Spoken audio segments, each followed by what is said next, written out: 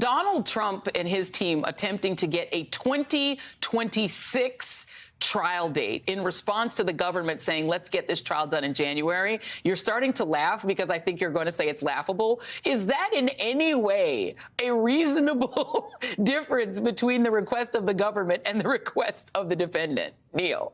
I mean, laughable gives it so much credit, Joy. I mean, I don't actually have adjectives in my vocabulary, at least not ones I can say on television. But just to be clear, this is the Trump has moved for the delay of the trial date in Washington, D.C. for the January 6 crimes, the Jack Smith prosecution. So this is not about the Georgia indictment, but about the federal indictment. And look, I mean, Trump has literally filed a document just moments ago saying April 2026 is when he wants that trial to start. I've never, in my 20 plus years of practicing law, seen a request anything like that. And I'll eat my hat if Judge Chutkan accepts it. Because, you know, look, justice delayed is justice denied. And to me, the key thing about this episode, Joy, is what does this filing, April 2026, tell us about Donald Trump's view of the merits of the case against him? Because look, if you're innocent, if you're you or me, and we're accused of launching a coup and subverting democracy and launching January 6th, you'd want this trial right away. You want to clear your name. But not this guy. This guy's scared of going to trial. He talks all the bluster he wants outside of the courtroom, but he is terrified of actually being in a courtroom. And when he is in one, he clams up. So to me, this is just further indicia of his own consciousness of guilt. He's, of course, entitled to make these filings. There's no problem with that in terms of legally, but I think it tells us a lot about his own state of mind.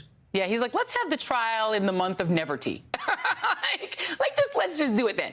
Let me come back to the kind of mob-like behavior. And I want to come back to you, Peter, on this. This is, to me, the most mafioso-like moment. Sort of, this is Donald Trump doing the crime on tape and calling Raffensperger and essentially threatening him and saying, go along with my scheme or else. Here it is.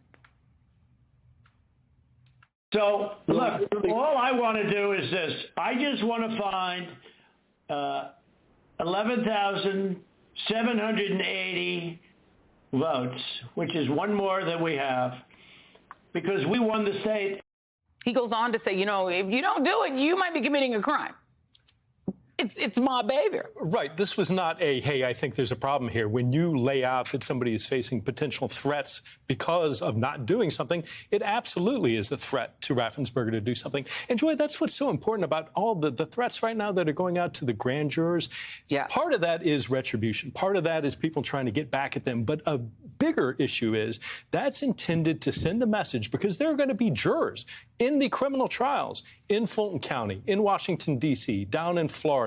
And those jurors will have watched all of this going on, and to have them on edge, to have them worried about their safety, to have them worried about doing their job. This isn't just something about getting back at the people who sat on the grand jury. This is sending a message forward to all these future trials and all those people who get selected for jury duty that they're going to come after you, too. And witnesses, Ben, and witnesses, because if you've seen the doxing of the grand jurors in Georgia, if you're going to be a witness, if you're then get that notice to be a witness in any of these trials, now you have to fear that you wind up on whatever Elon Musk is calling his silly, Twitter machine, or on Truth Social, and you're getting threatened the same way these grand jurors are.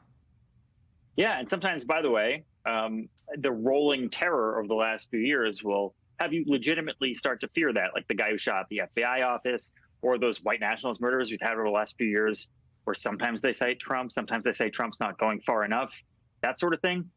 I just want to stress this. When you're on these forums all day, they care about two things, Joy. They care about one thing, which is getting Donald Trump elected and going after all of his enemies. That's why Ron DeSantis' poll numbers and amongst the Republican base dipped about like 50 percentage points. That's not a miracle. It's not magic. It's because Donald Trump's people viewed him as a threat, and they pushed him down the totem pole, even though they agree on almost everything.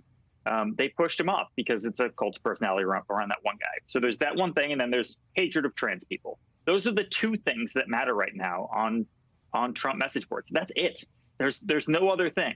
So if they find a way, if they find a new character every day to go after, if they dig into the life stories of these jurors, which they will, by the way, they'll absolutely do that. That allows them new content in that space. It's only this fun little QAnon style mission that they have on a day-to-day basis, but it really functions as a campaign message to go after these people as well.